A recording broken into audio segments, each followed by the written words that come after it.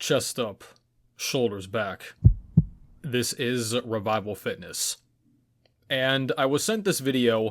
It is a number of years old at this point, so a bit dated on the reaction, but it is from Jeff Nippard. I was asked by a few people to react to it because it pertains to one of the cornerstone topics on this channel. It is called How to Eat to Build Muscle and Lose Fat, which is the definition of a classic recomp, something that Nippard himself has talked about, I think, on more than one occasion. But then he says lean bulking full day of eating. So once again, we're back to the maingaining conundrum. So this looks like it happened before that whole thing really popped off. This thing has 8.4 million views. I have never seen this video before, so this is going to be a genuine reaction. If I'm not mistaken, Nippard put out a video probably 2 years ago or so whenever he explained quote-unquote maingaining for him, and he basically said it is a recomp where you look to keep your body weight pretty much the same, but you look to build some strength.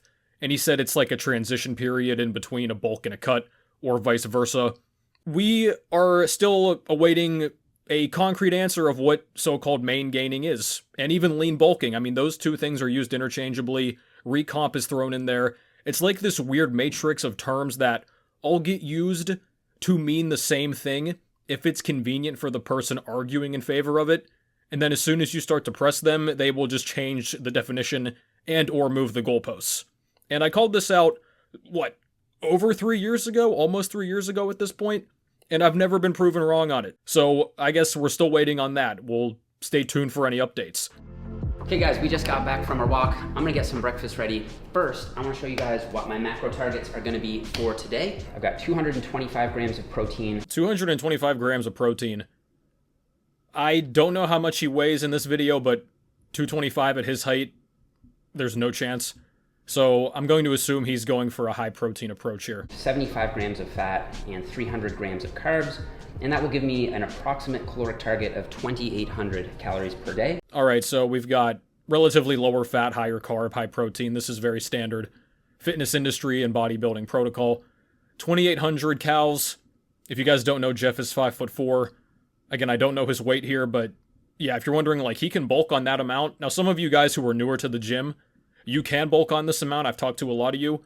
Somebody like me, for example, who's slightly above average height and has been training for a while now, 2,800. I mean, I've been cutting on just below that, and I've lost a lot of weight in a pretty quick time frame. I've recently went from just over 200 at the end of November to now I'm like just over 175, actually, last I checked. And it's the start of February. So that's, roughly 2 months or so, just over 2 months, if I can do the math correctly on the fly here, which I'm not very good at. But I've lost a lot of weight very quickly. Now, part of that is going to be changes in the diet composition. I've went very low carb for a skin problem, and that is going to shed a lot of water off you too, so that's definitely part of it. But that amount, for me, is a significant cut. So depending on your circumstance, because some people ask me, how is your maintenance so high? How do you bulk on over 5,000 and you don't get really fat? A lot of it comes down to experience, how much muscle you have, your height, metabolism. There's a lot of factors at play, so just because you see one person eat a certain way or eat a certain amount, that doesn't mean that's how you should be doing it. A couple months ago, I was more around the 2,600 calorie range, but since then, I've gradually increased that number up. And over the next 3 or 4 months, I'm gonna try to increase that number further to somewhere around 3,200, maybe 3,400 or more calories per day. All right, now you guys have heard me say in the past too, my baseline rule for when you're bulking and you're going for a while, you start to hit some plateaus, your weight really slows down, and I've said before, I don't think you need to be focusing on the scale that heavily when bulking. That's how people gain too much fat. Well, the scale's not going up, and they just keep increasing the food, and you gain way more fat compared to muscle. Your ratio gets very off. But he said over the course of a few months, so let's assume 2,800, let's say he goes up to 3,400 for the sake of example. That's plus 600 estimated calories. That means, I don't know, let's say every 3 months he ups the food by 200. Yeah, it's going to take him probably just a bit less than a year. Maybe he might go a bit faster given how experienced he is, and he's more in tune with his body than a novice is going to be. But my recommendation is plus 200 as your baseline point, because that's enough to where you're going to see the benefits of the added food, but it's not too much. I see a lot of guys talk about like, oh, can I add 50 calories? Can I add 100? I mean, you can if you want to, but tracking calories, guys, is not as straightforward as the fitness industry makes it out to be. You have a plus or minus 20% margin of error on the labels. I mean, if you want to get very accurate with it, calories aren't even really an accurate way to describe what humans take from the food that we consume. There's all kind of factors that can influence your hormones moving one way or the other. Your metabolism can change a bit. You may be more active one day than the other, so don't obsess over meticulously tracking the calories. Just get a good ballpark, get as close to it as you can, and then follow some basic parameters like that. I see way too many guys who obsessively track all of their calories, all their macros, and your results do not match your level of obsession. So you could say that you need to obsess even more and change other things up, but really, I think a lot of you guys would benefit if you took not exactly a carefree approach to this, obviously, because you need to be in control, but you don't have to be so obsessive. I mean, you can be 80% of the way there in terms of meticulous tracking. For the average person, which is pretty much all of you watching, you guys are not competing, all this other stuff, you're going to be doing just fine if you know how to make smart diet choices. While maintaining the amount of fat that I have on me. So my goal is to build as much lean mass as possible while minimizing the amount of fat mass that I gain. Now, some people will note that that protein figure is really high for my body weight. I'm only 163 pounds. However, I do think it's better to go too high on protein than too low, especially when your goal is recomposition. If you guys would like to try the grass-fed whey protein that I use, it is a clean label, no fake ingredients, grass-fed cows, soy-free. I cannot recommend it enough. I've been using them for a couple years now, and I'm never going back to another brand. Go to levelsprotein.com, use code GOM20. You're going to get 20% off of your entire order. There's at least 4 reasons for that. The first is that extremely high protein intakes have been shown to improve body composition in the literature. Ooh, the science. Even as high as 3.4 grams per kilogram. So that's just over 1.5 grams per pound, which is super high for protein intake. Also, protein is the most satiating macronutrient. It also has a higher thermic effect than carbs or fats. And also, I think you have nothing to lose by going higher on protein. And very high protein intakes have been repeatedly shown in the scientific literature to be safe for bone health, the kidneys, and the liver. I've seen a metabolic scientist, Dr. Ben Bikman. He said in a previous presentation that he doesn't even believe that human beings should be counting protein as a source of calories. The beauty of protein is that it is, I would say, calorically inert. I don't think on any label you look at, protein should be counted as having a caloric load. It is a rare instance when you're relying on amino acids for energy. That is not common. It's not healthy. List it, sure, but don't give it a caloric value. That's not accurate. Energy is glucose and fats. That's what we burn. That's interesting, too, if you think about it that way, how much lower the overall calorie equation would go down if you remove protein from it. But let's not get too off track here. So I think a simple cost-benefit analysis is going to show you that it'd be better to go too high than too low. And then I set my fat at around 25% of my total caloric intake, and then just fill in the rest with carbs. Of course, fill in the rest with carbs. I have talked about that in its own video before, guys. This is the most commonly said thing in the fitness space when it comes to macros. Find your protein goal, get the little amount of fat as possible on your diet or keep it very, very low, and then fill in the rest with carbs. I hear this all the time. I understand that, but I think a lot of people would benefit from trying a higher fat approach, especially if you're somebody that has always struggled with excess fat, maybe stubborn body fat, just having trouble losing it in general. I mean, high carb compared to high fat, you're going to hold more water. Depending on the type of carbs that you're eating, they may spike your appetite more so, which in a bulking context, that's not a bad thing. But even so, man, just the general, it's almost like a worship of carbs in a lot of fitness circles. As I've come to realize lately, it's really overblown. People talk about them like they're this mythical thing that is just essential to perform, and you have to eat all these different kinds and everything.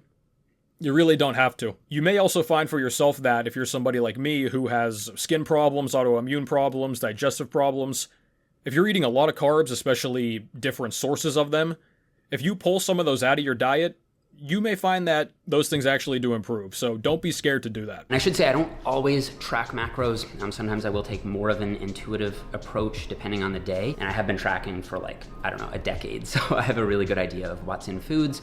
But since I've been focusing more on body recomposition, I have been tracking more diligently. That is a good point too. People have asked me before, because I've said a lot of the time in the past, I don't weigh all my food. And they're like, how can you possibly know what you're getting if you don't weigh everything and all this stuff? It's just experience. Once you've tracked for a while, and especially if you eat relatively the same type of foods, or exclusively the same foods on a consistent basis, you don't have to meticulously track everything because you're going to get within a good ballpark. So once again, for the average person's goals, you don't have to be a mathematician with a calculator in your hand every time you pick up something to eat, guys. I know a lot of fitness content might make it seem that way, but you really don't have to. So for breakfast, just gonna be doing the usual here. I'm gonna do some scrambled eggs, some turkey bacon, some goat cheese on the eggs. Oh, goat cheese. I see you, Jeff. Do that every morning. And what else? Oh, and some hash browns. Or, well, potato patties, technically. Oh yeah. For this meal, most of it just comes down to, it's a high protein meal. It's relatively low carb, which I like to do because I like to partition my carbs more around the workout and later in the day when my appetite picks up. I've told you guys to do that before as well. In my estimation, the best time to have carbs, or at least most of your carbs during the day, is going to be the pre and post workout window. He there just said later in the day, so we'll see exactly when he has them. But if you want to get the most benefits possible from that blood sugar and insulin spike that's going to come with eating a lot of carbs at one time, doing so around the workout window is going to be the most effective time to basically use the insulin for positive purposes. So guys, I'm gonna put the macros for this meal up here on the screen. And also I'll have 2 fish oil capsules and 3, well, it's actually just 1 serving of a multivitamin. I do try to have 1 or 2 servings of fatty fish per week, but I don't always follow through on that, so I just take 2 of these just to be safe. All right, something interesting about fish oil, I used to take it too. One, a lot of fish, ideally wild-caught, not farm-fed fish, they are extremely high in omega-3 per serving. The highest ones off the bat I could think of are mackerel and salmon. I'll put up a chart on the screen with some of the highest ones on it. Now, seafood is something that I don't think it's necessary to eat because you can get a lot of omega-3s in your diet if you just eat a more animal-based diet. Grass-fed, pasture-raised is going to be the best. It's not necessary to do so, like all organic. You don't have to do that, but it is going to be the most ideal option if the animals are eating their natural diet, not a bunch of corn and grain and soy. And something interesting to note too, there was a paper done, and they looked at a lot of the big-name fish oil brands on the market. They found that a lot of them are rancid. So they're not worth consuming in the first place. Even if you get the perceived omega-3 benefit from them, the fact that they're rancid is going to totally negate any positives you're going to get from them. I talked about this in the recent protein bar video, the omega-6 to 3 ratio. Even 100 years ago in humans, it was roughly 2 to 1, 1 to 1, maybe a little bit higher than that. Today we're up to roughly 20 to 1. It's extremely out of whack. So I get the rationale behind taking omega-3, but given that a lot of these supplements are going to be rancid and just generally cheap, right? You don't really know what you're getting. Full transparency, you really just don't know. You want to rely on your diet for that type of thing. And I think of a multivitamin kind of as like a nutritional insurance. I think you should always try to max out your whole food options first. And if you do a good job with that, you probably don't need a multivitamin. A poor diet with a multivitamin is still a poor diet. It's like guys who get Honda Civics and put a spoiler on them and soup up the engine. They think it's a race car. But I think in the case of athletes, where it's really common to have nutrient deficiencies, it does make sense to supplement with a multivitamin. Well, why would athletes have nutrient deficiencies? Sounds like their nutritionists and dietitians aren't very good, right? All right, guys, up next, we're gonna be doing our pre-workout meal. Now, I would say the pre-workout meal is the most important meal of the day because ultimately it's gonna be responsible for fueling your training, which is what's gonna drive your body recomposition progress forward. So if you guys notice, he's making all of these meals fresh. He's spending a decent amount of time in the kitchen. If you are somebody that is doing a lot of cooking like I am, or at least I was, you know how time-consuming it is and how much you could be getting done otherwise if you were not strapped to the stove, to the sink, to the spatula. And I did something that I have not ever done before. I finally took the leap and tried a meal prep delivery service, and I am very happy that I did, which is why I'm happy to tell you about Nutray. I didn't realize how many hours every single week I was wasting in the kitchen and in the grocery store until I discovered Nutray. Nutray offers a wide variety of high-quality, protein-packed meals that they deliver to your door every week. This is not your typical big corporation. Nutre was founded by an Italian family who own and operate restaurants in the Northeast United States, meaning every meal is prepared by chefs using the highest quality ingredients. With Nutre, you simply heat up the food and you can enjoy in minutes. Choose between 5 up to 20 meals per week. The more you get, the more you save, and there is no hassle with Nutre. You can skip a week or cancel at any time. I've tried a number of their meals and they are very tasty. I especially like the fact that you can buy in bulk, such as the chicken and beef. I have used both of those regularly over the past number of weeks, and I cannot recommend them highly enough to you guys if you'd like to give them a shot. So use my code MK40 at the link in the pinned comment and top of the description. See if they deliver to your area and enjoy. So I would say for most of the other meals, the actual timing of the meals isn't so important, but for the pre-workout meal, that's one that I definitely would pay much more attention to. I've got a chicken sandwich here. I've got some fresh chicken breast, some shredded cheese, mayo. I mean, I get why people like mayo, but a lot of the ingredients in the typical mayo, this one looks like Kraft.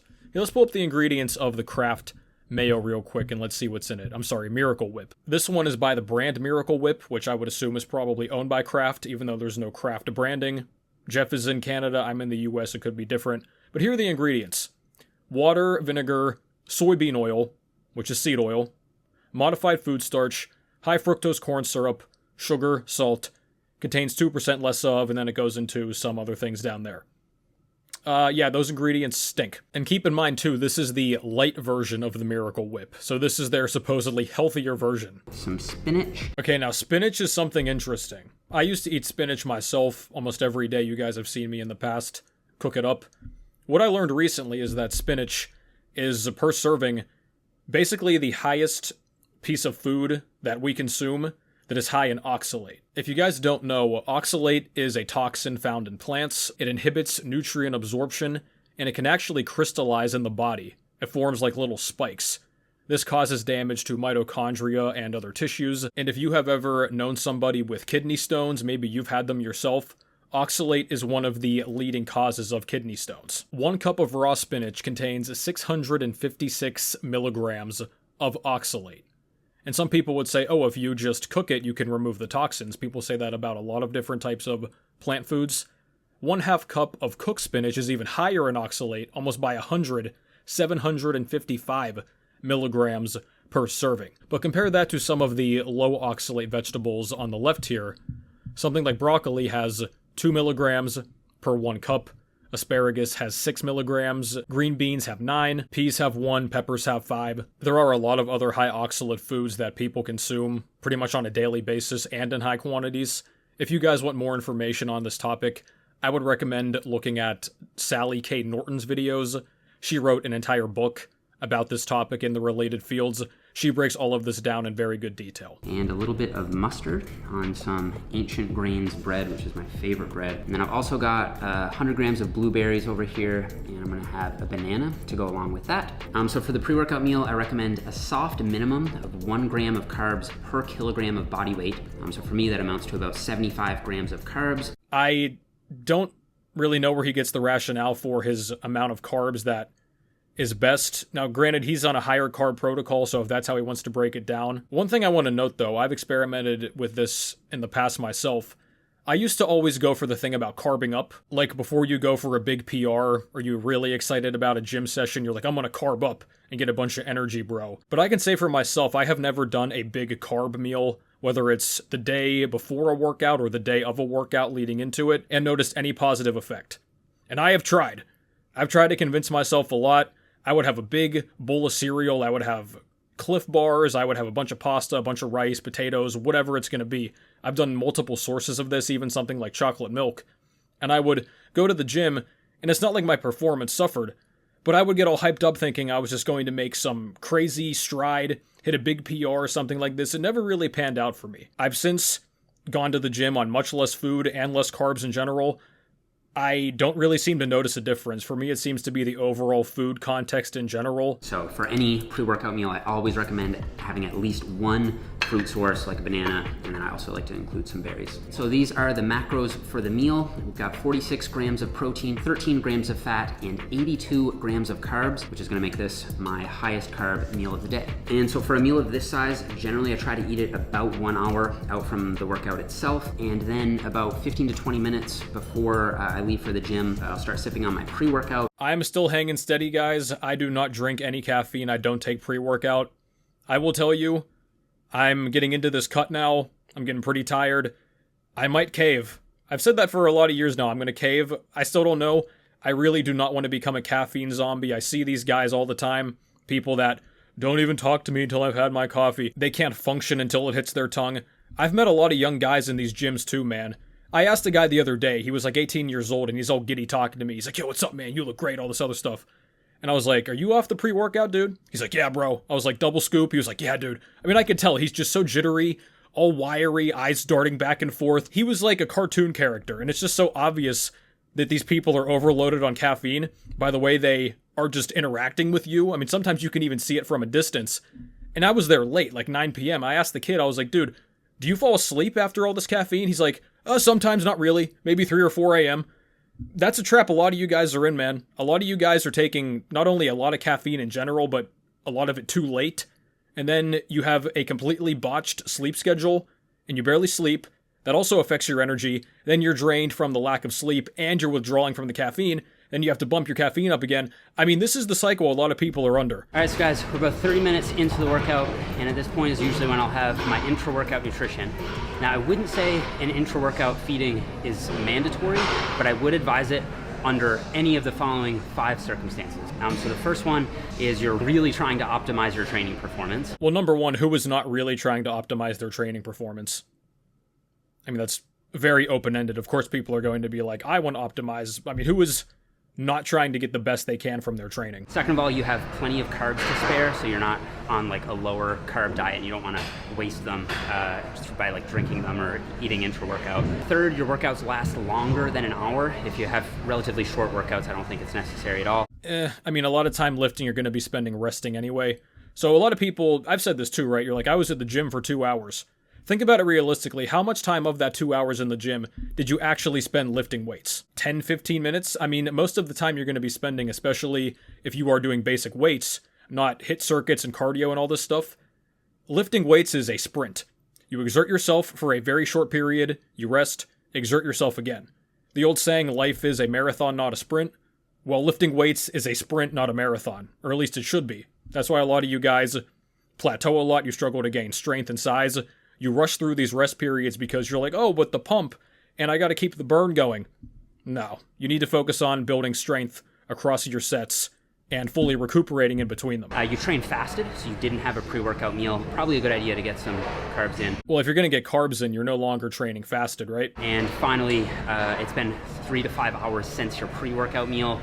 That's more similar to fasted, where you might want some extra nutrients to keep energy levels high. I can see that one if you are big on the pre-workout carb type of thing, because 3 to 5 hours, if you're accustomed to eating very frequently, I can see that. So for me, what I've been doing is just popping back a few of these fuzzy peaches. Fuzzy peaches? So the main idea is you want to have a fast digesting carb source just for continued energy through the workout. And as a general rule, you want to have about a half a gram of carb per minute of training, starting around 30 minutes into your workout. So for me, 15 grams of carbs, it's just like 5 or 6 of these. Top back like a few of those throughout the rest of the workout. And that's really all there is to it. All right, this is something, again, when it comes to the whole carb discussion. I've met guys in the gym, you guys might have seen this too, I saw this more so whenever I was in LA, but guys would walk around the gym with a giant bag of gummy bears, or other like Sour Patch Kids, that type of candy, very sugary, and they're just in between sets, just like eating a little bit, set it down. And that's what they're doing, right? They're basically buying into the whole thing where it's like, man, keep that glycogen up, bro. The average guy who is skinny fat, struggling to lose some stubborn fat, even if you're bulking, you're already eating more food in general. You're already in a surplus. You're already in an anabolic environment. Do you really need to do this? Do you need 20 grams of straight sugar? This, to me, seems like it's going to be easily used as an excuse to eat candy. Oh, actually, I can have an intra-workout and it's going to fuel me. I mean, I get it. I get the rationale, but realistically, is 20 grams of sugar going to do much for you? he just had 70 or 80 grams of carbs with the fruit and the bread in the pre-workout meal. You know what I mean? Like, this just strikes me as tacky and unnecessary. We're not running triathlons out here. We're not marathon runners. We're going to the gym lifting weights and then sitting and looking at the phone in between sets, man. I mean, come on. This is not going to help your cravings to curb the sugar, right? I mean, no matter how you justify it, it's not going to help you. And that's not going to help your body composition. All right, guys, just got back from the gym. We're going to have our post-workout meal. Now, whenever I finish up a workout, my appetite isn't the strongest. And so I don't really try to rush to get protein in as quickly as possible. Not anabolic, bro. And I would say, according to the best evidence that we have on this, the general recommendation is to not space your pre and post-workout meals by more than 4 to 5 hours. I ate my pre-workout meal at 1, so I would want to make sure, if I'm trying to optimize everything, that I had my post-workout meal in by no later than, say, 5, maybe 6 p.m. The wider that window gets around the session, the more likely you are to potentially impede your recovery or miss out on some potential gains. Now keep in mind too, right? We've seen this video. Jeff has just been at the house. He got coffee in the morning. He's eaten, went to the gym, came home. He lifts weights for a living, more or less. That is a circumstance the vast, vast majority of people don't have. So just keep that in mind when watching these type of videos, guys. Your eating is probably not going to be nearly as cosmetically pleasing as it's going to be in these type of videos. You might have to be like me back in the day. I was sitting at the bus stop eating protein oatmeal out of old Tupperware, wind-blowing napkin falling off my lap. Yeah, you gotta do what you gotta do. So this is kind of like a quick and easy snack. I'll leave this out. So yeah, that should be 1 serving of oats. This is select protein for oats. We're optimizing the protein to optimally mix within the oatmeal. Oh God. We've got 34 grams of protein, 4 grams of fat, and 25 grams of carbs. All right, guys, it's been a couple hours since my post-workout snack, so I'm gonna have another meal. So it's kind of interesting because now my appetite is really starting to pick up that it's later in the day. This is always when I get the hungriest, is around like between 6 to 10 p.m. Okay, so interesting. He ate his post-workout meal, he wasn't that hungry, then a few hours later, he's very hungry. If I'm very hungry, whether it's right after a workout, whether I wake up, whatever, if I just don't eat, and I distract myself with work and other things, my appetite will go down. So I'm gonna have a huge meal right now. So this is a big Tupperware full of chili that my mom made for me. Jeff, is your mom putting the macro content on the meals that she makes for you homemade? This would be so foreign in my Italian house growing up. Oh, Madonna. If my mom hears the word macro, she goes, macaroni? I hate to break it to you guys, but if your mom isn't putting macro counts on the food she makes for you, she's suboptimal. You might have to get rid of her. You can see we got some chickpeas in here. We got some kidney beans, ground turkey, some peppers, garlic in there. Super high fiber. And I like to have fiber later at night. 1, gonna help me feel more satiated. And 2, is gonna slow the rate of digestion. Oh yeah, I also added about 15 grams of shredded cheese on top. I think that makes it taste so much better. 15 grams of shredded cheese? You guys are out here measuring just that? After this, I think I'm gonna go play a bit of basketball. I've been playing in like a little men's league here in Kelowna, so I'm gonna go shoot some hoops. This is a huge meal, so I tried to time it about like an hour before I'd go play. Well, I'll tell you what, man, a lot of you probably can relate to this. If you're gonna have a meal that has a lot of beans and stuff in it, and then you're about to go do a sport, I mean, even go anywhere, but especially a sport, you better have a bathroom nearby. Just got back from basketball. For whatever reason, when I run full court basketball, it absolutely kills me. Oh my God, look at Jeff nailing these threes, man. Look at him go. I have not played basketball in a very long time, even in a pickup capacity. I would probably brick this stuff so hard. An important and missed opportunity to consume a high protein meal in well-trained athletes is before going to bed. And I do think it's an underrated time of day because it's when you're gonna go the longest without eating again. There again is another very old school idea, so according to that book at least, the bros were right again.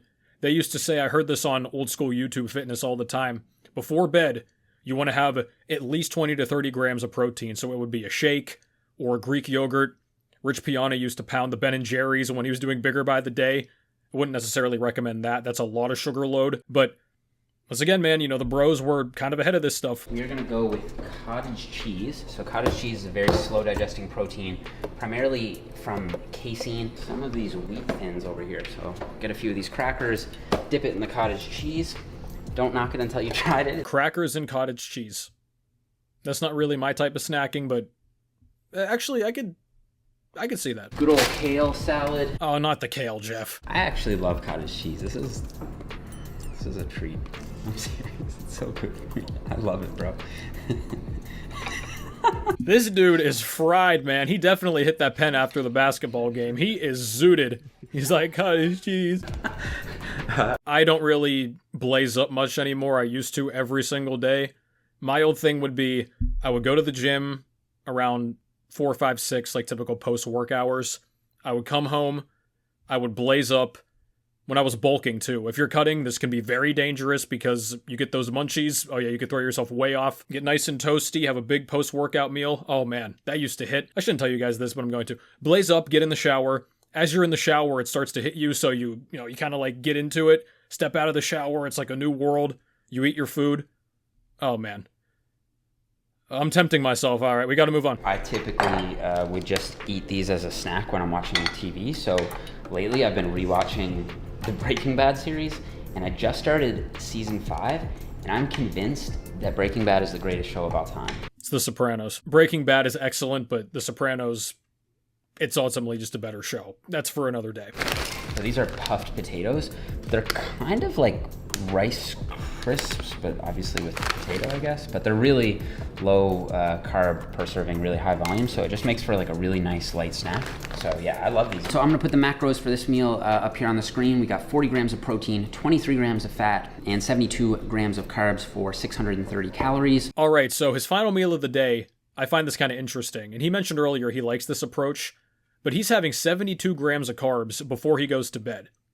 Now, once again, I'm working under the assumption that he is zooted, so I think he's doing this for snack purposes, for munchie purposes, more than anything. I'm on to you, Jeff. But 72 grams of carbs, that is like the amount he had in his pre-workout meal. And he's not about to go work out. I mean, he just finished up with cardio with basketball. I guess you could make an argument for that. But he is about to have a big carb shot right before bed. And he mentioned too, right, because you are not doing anything whenever you sleep, he was like, you should aim for protein there, which I understand. But in the same vein, if you're going to go for that, why would you want a big carb load before bed? So think about it. If you're going to be sitting in bed, you are completely sedentary. You might toss and turn a little bit, but it's nothing tangible, right? You are going to have this big carb load. Your blood sugar is going to go up. You're going to get the insulin spike following that. Insulin is anabolic, so it's good for that purpose, for the protein, I suppose, but it's also anabolic in terms of fat. It is a storage hormone. So you could argue that the benefits of the insulin you're getting before you go to bed, it's offset because you're putting your body in a more fat storage mode. Is that going to make a major difference if you're somebody that is muscular and active? I don't think it is, but once again, right, we've heard the term optimal many times here. If you want to be as optimal as possible to minimize the fat gain, like he said, I mean, in the title of the video, which he's not brought up at all, build muscle and lose fat at the same time. He's not mentioned that at all. I'm starting to think that was just clickbait because he's not broken any of that down, really. He mentioned at the start he was coming off a recomp and that's it. If you want to optimize the fat loss and not gaining any more fat, why would you spike your insulin before bed? Yeah, and that's the video. It just ends there. So he did not break down at all how you can lean bulk and build muscle and lose fat at the same time. I mean, at the beginning he showed us he was going to gradually up his caloric intake over a number of months. You're certainly not going to lose body fat doing that, at least in any serious capacity. You might be able to keep the fat gain very low right at the beginning of a bulk, but the longer you go into it, the more you're going to gain. I guess the deeper you go into it, you could keep it minimal. I think I do a fair job of keeping the fat gain minimal. I have a lot more leeway in terms of how much food I can eat than a lot of people. Very fast metabolism. I was going to say problems, but I guess it's really a pro, not a con. But that video title did not relate at all to what was in the video, really. So whoever sent me this, I appreciate it, but yeah, no answers were given. What the hell, Jeff? But this has been it for me, guys. Thank you for watching. Be sure to check out my own full day of eating videos too, for a bit of a different perspective on nutrition. Grab your program down below if you want to get in direct contact with me about your own eating and training. You can do so. The best way is via Patreon. You're also going to be able to join our Discord server there. Hundreds of members in that server active every single day. And use my codes to save money on some other great products and services. And I will catch you guys next time.